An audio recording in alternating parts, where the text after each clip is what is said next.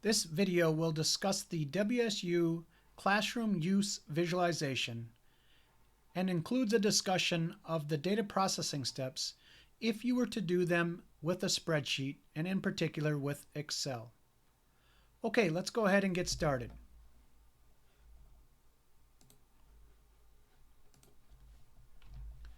So the goal is to create something similar to what I have on the screen here, where I have days of the week going across on the x-axis, and then the y-axis is the different times throughout the day.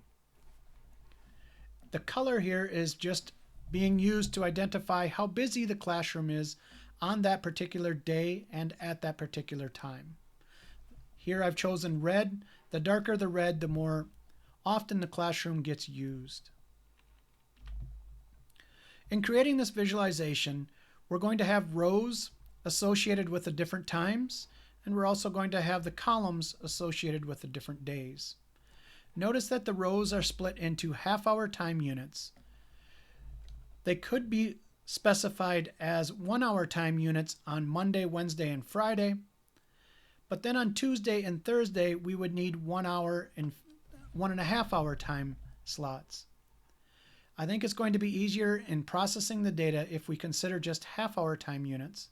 We will need 2 for a typical class on a Monday, Wednesday, Friday, and we'll need 3 of those half-hour time slots for a typical class on a Tuesday and Thursday.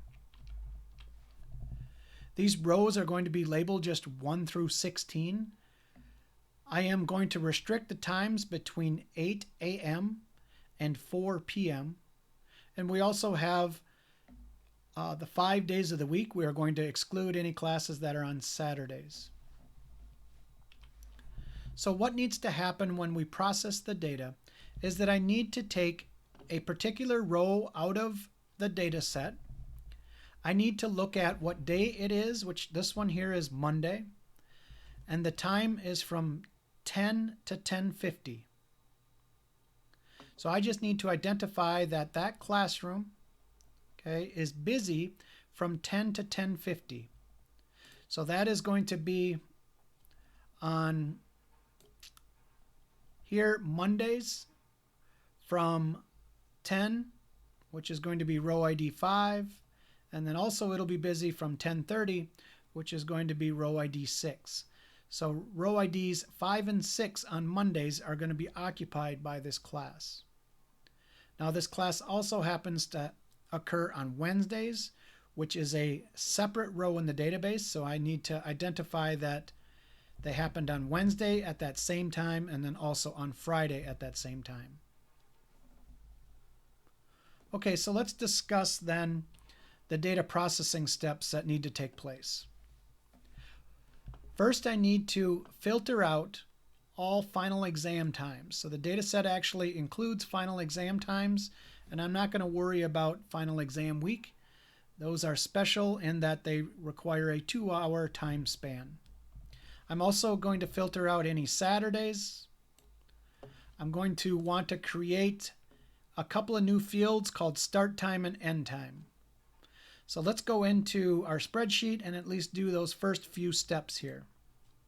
So when you open the data, it's the WSU Classroom Use Guildy file. It's actually a CSV file that you downloaded from the course website.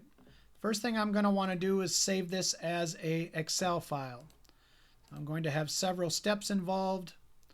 I'm going to go ahead and save that as an Excel file. Now I can do things like, the first thing I'm going to want to do is filter out, oops, sorry about that.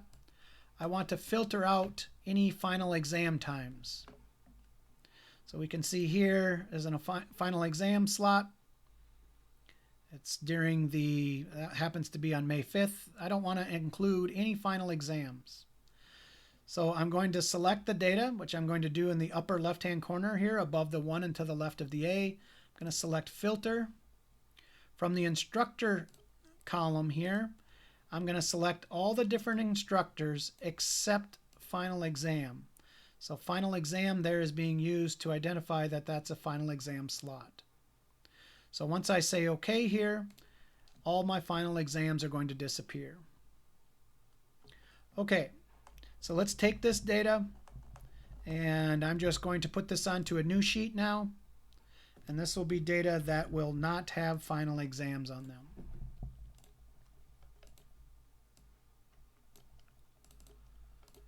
Okay, so no final exam should be listed here in the instructor column. We can double check that by applying another filter and just looking that final exam is indeed missing here. All right, the other thing I want to do is make sure there's no Saturday classes. So if I, with my filter on here, I'm selecting weekday, and I can look, there is no Saturday classes in Gildemeister Hall. I also, so let's go back. I filtered out the final exams. We can check that one off. Filtered out the Saturdays. Check that one off. So let's create new fields, start time and end time. How that's going to be done here. So let's create start time and end time. Blow that up a little bit so you can see that a little better. And what I'm going to do to pull off the start time is just select the first 4 characters out of column C. And the function that does that is equal left. I want to work with cell C2, and I want to pull the 4 left characters. So left C2 comma 4 will do that for me. You can see that that is indeed the first 4 characters there. If I just double click that, that should do that for all of the rest of those rows. We can fly down and check another one if we'd like. So this one here started at 9 o'clock on a Friday, and that looks correct. To get the end times, I just want to use the right 4 out of that cell. So C2, again 4, but I'm using the right function here, which will pull the last 4 right characters. So quickly showing you that one more time. Equal right C2 4, and then the left here will pull the left characters. So those are character functions that are commonly used. They're simply left and right. All right, so let's go ahead and do the same thing for right to get all of the values all the way down. So I have the start time and the end times now. And then the other thing that I'm going to want to do with this data is to create a merge column. So I'll just call that merge ID or something, and that's going to be a column of 1s. So I want a column of 1s added to this. All right, let's go back to our processing steps. Oh, I need to filter out start times, so I need to do that. So I want to filter out start times before 8 a.m. and after 4 p.m. And I want to filter out end times after 4 p.m. as well. Okay, so let's go back and do that quickly. So I need to, again, add a filter. So I want my start times to stay between 8 a.m.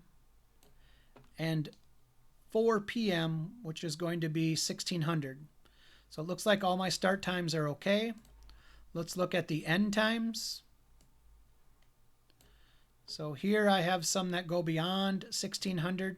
So I'm going to deselect those. Again, I want to stop at 1600, which would be 4 p.m. That's what I had my visualization doing. So one more time, I will take this data, highlight it, and paste it onto a new sheet. And we should be able to call this now, save it as something here. Let's go ahead and save this as classroom data or something that indicates that it's the classrooms. Notice that I do have that column of 1s there. All right, so filter out the start times, I did that. Filter out the end times, I did that step. I want to create that merge field, which is that column of 1s. I've done that. And I want to save this classroom table or put it onto a new sheet here. So I've done that, put that onto a new sheet. The next thing I want to do is create what I'm calling a time slot table. So I have my classroom table here. I want to create a new table that's called the time slot table. And that one is simply going to be just the various time slots. So let me just grab this. I created this earlier. I'm just going to copy and paste this. Oops. Sorry about this. There's that one. Let's get this one out of the way and grab my time slot table. So what the time slot table looks like is just going to have the row IDs from 1 to 16. So those are going to be my different rows in my visualization. I have my labels that I'm going to use for the times.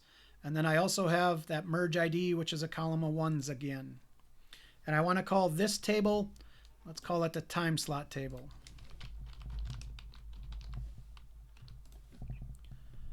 So the two tables that I have that I'm going to need are the classroom data,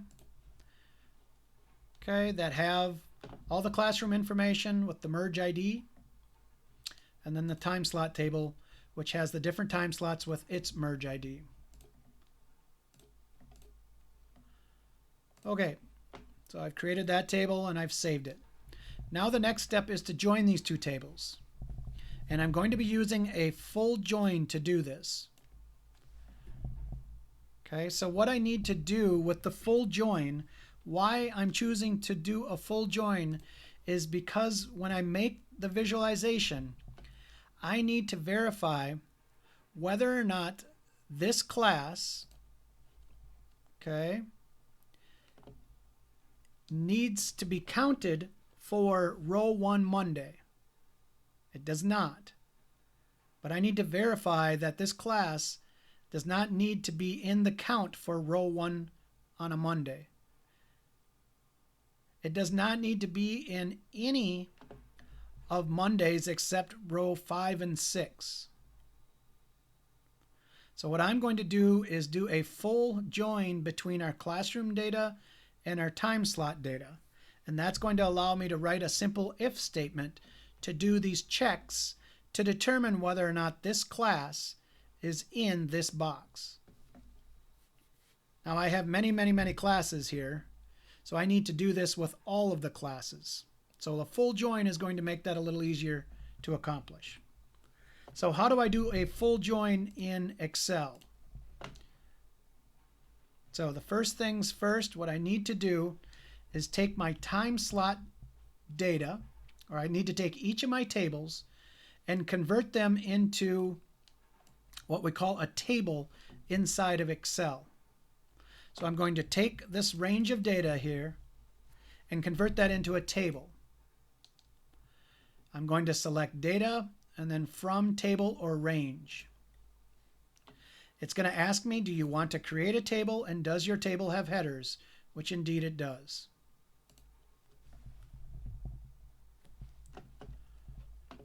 Now what ends up happening is that I end up with a screen that looks like this here.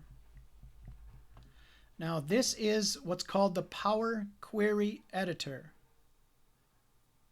In order for, let me go back here. Let me just close this, discard this. Under data, under get data here, I have what's called the Power Query Editor loaded. That's going to allow me to merge these two tables. If you do not have the Power Query loaded into Excel, you can go out onto Microsoft's website and download that Power Query Editor. We're going to need to use that in order to merge the two tables. You can do this with a VLOOKUP, but it is slightly more complicated to use a VLOOKUP. So again, I need the Power Query add-on for Excel in order for this to work. So let's go back there. I have my table. I'm going to select data. Under data here, I'm going to select from range or table. And what that does is opens up that in a Power Query for me. Here I can give that table a name. So I'm going to give that table a name, maybe time slot or slot, as long as it's plural. And then I'm going to say close and load. Okay. And what that's going to do is create a table that Power Query can use. Okay, so here is that table name up here.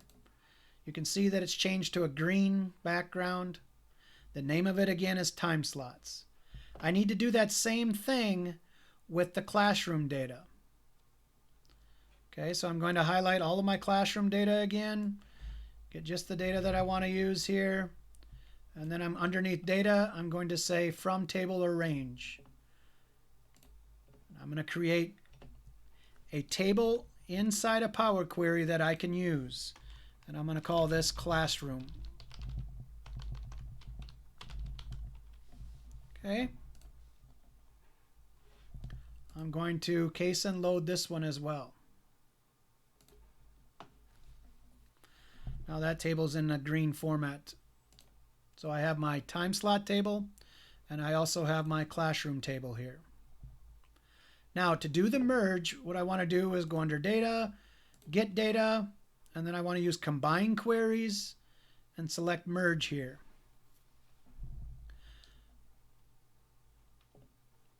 Okay, so I'll show you that one more time. Under data, get data, I want combine queries, and I want to do a merge. The table on the top is the classroom data. The table that I want to merge that with is the time slot data. I need to specify how the merge is to be done, and that's with that merge ID column that I created. So I want to select that column in both of those tables. From the join type or kind, I want full outer. And then I want to say OK. And that's going to complete that join for me.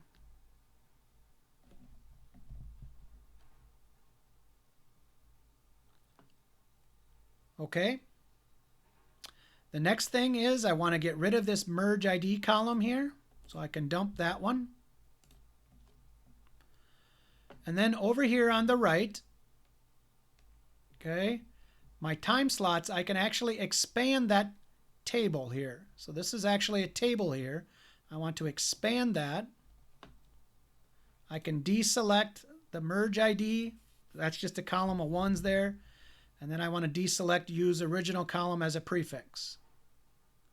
So the only things that should be identified or selected here are row ID and table label. And again, this is from that drop down next to time slots. Say OK. And what's going to happen is this table is going to get much, much bigger.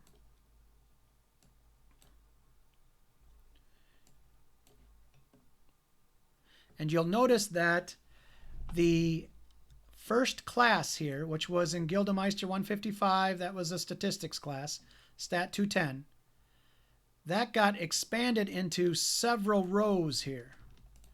So that same information got expanded into several rows. One row for each of my time slots. So now I'm going to be able to do a simple if statement to check and verify whether or not this class is within that time slot. So this is a table that has many, many, many more rows than what we started with. I want to say close and load on this one. And that's going to put that into its own sheet here. So I have several sheets. I'm going to call this final data because it's what I'm going to end up using to do my summaries. Now this sheet again has roughly 3,800 rows. The reason it has so many rows is because each class has been expanded out to several rows to account for the different time periods. So now let's create our last variable, which is just going to be a check to determine whether or not this class, okay, is in that particular row and for this particular day, which happens to be Monday.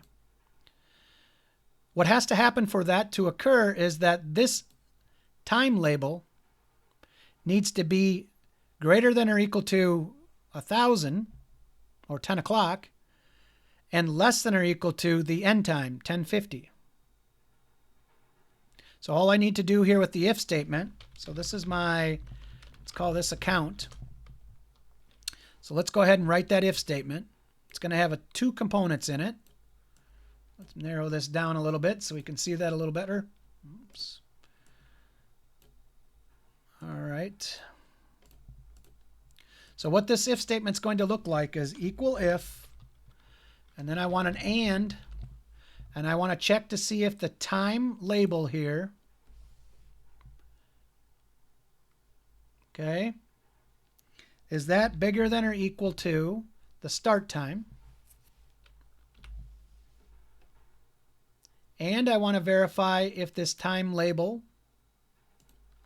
is less than or equal to the end time. If it is, I'm going to give it a value of 1. Otherwise, I'm going to give it a value of 0. Let's zoom in a little bit. Don't need my connections. So this time slot is 8 o'clock. This class runs from 10 to 10:50, so I should not be counting it in the 8 o'clock row. I should not be counting it in the 8:30 row. I should be counting it here starting at 10 o'clock.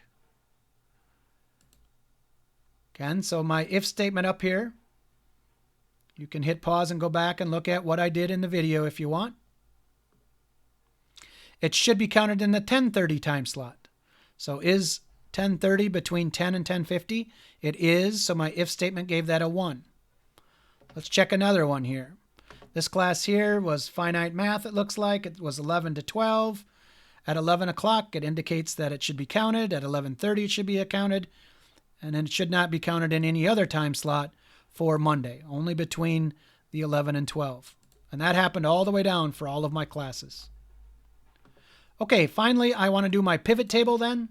So once I have my count here and my labels, how I'm going to do my pivot tables is under Insert, Pivot Table.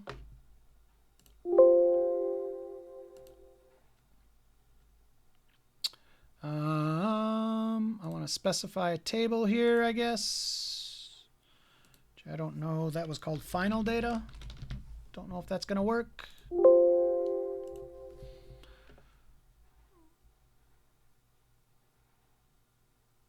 So what's happening here is it's having trouble with the fact that this is a table. So I think I can pull that back into just a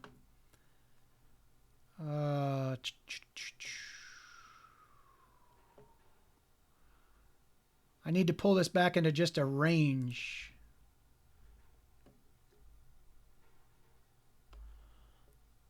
That's not what I wanted to do. Sorry about this. I want to just get this back into a table range. There we go. You click enough. Under table design here, convert to range. And what that does is take it out of the table. And now I can do this here. I can do insert, pivot table, and it'll work. I want the row ID. Actually, I want day of week first. And then I want row ID. And then I want count there, which is going to give me a tally of how many. So let's blow that up a little bit so you can see that. So here, what this is doing for a Monday, it's telling me that I have 5 classes on row ID 1. So that's that 8 to 8:30 slot. I also have 5 classes from the 8:30 to 9. So that makes sense that these two counts are the same because that's 8 to 8:50 on a Monday.